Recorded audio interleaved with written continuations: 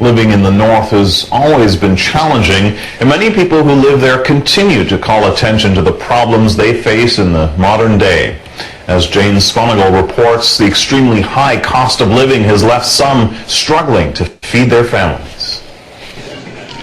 $13 orange juice, $8 chips, $11.30 for 4 oranges, $8 for 6 apples, $14 oatmeal cookies. High food prices, like these ones in Pond Inlet, led to anger and frustration in Nunavut this spring.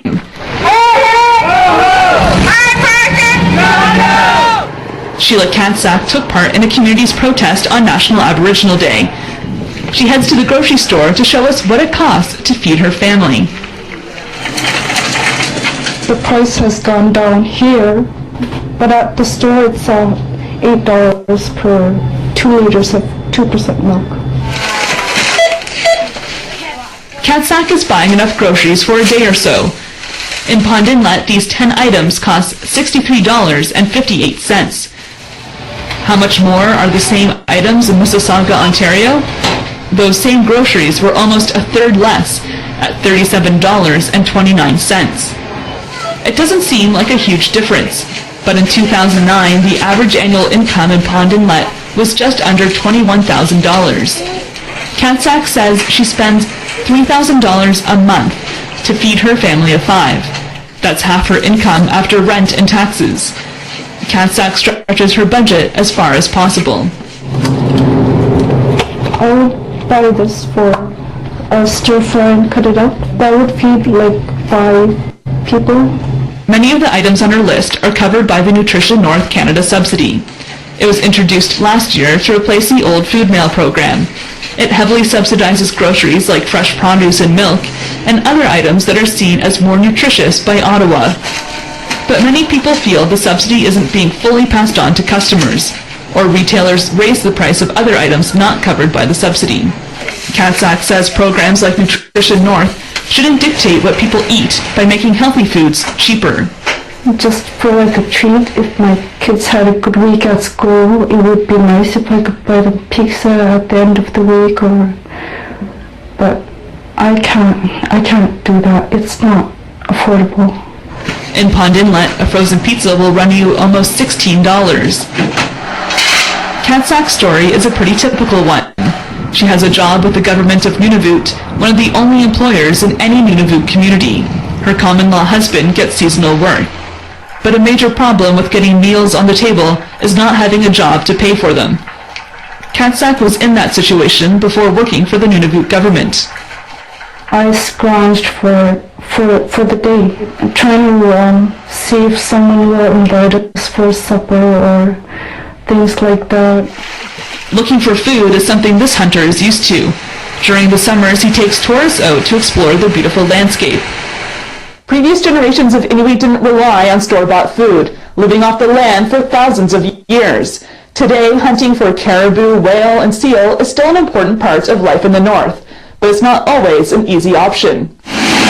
Today, Siati Tegak brings us along as he goes hunting for a seal for his family.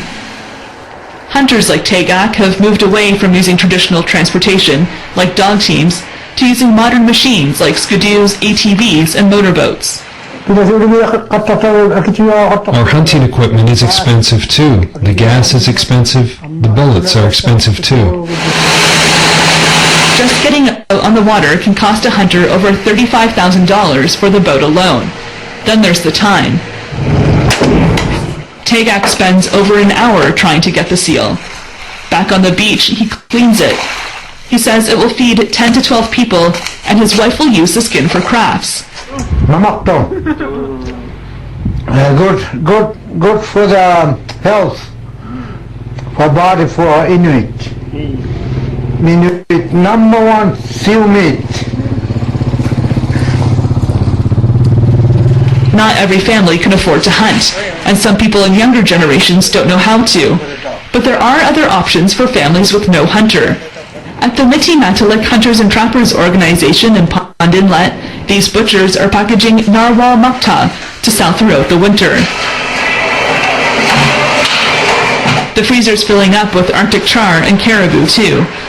Selling country food is a cultural shift, from the traditional Inuit practice of sharing whatever you have with your community. Living in the north has always been expensive, and doing business here isn't cheap.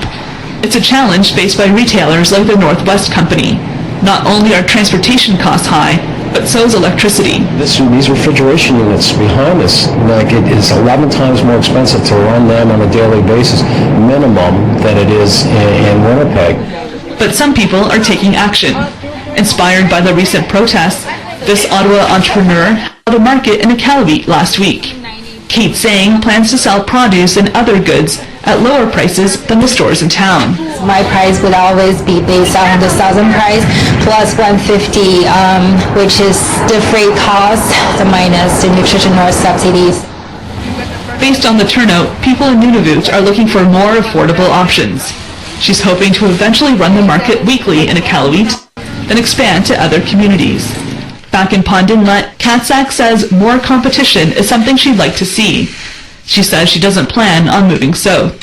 This is part of Canada, and we'd like to live like Southerns do and have that opportunity if you want to live a Western way of life or if you want to take any way of life. That opportunity might be possible for future generations, like Katsak's son, if food prices become more affordable. Jane Sponigal, CBC News, Iqaluit.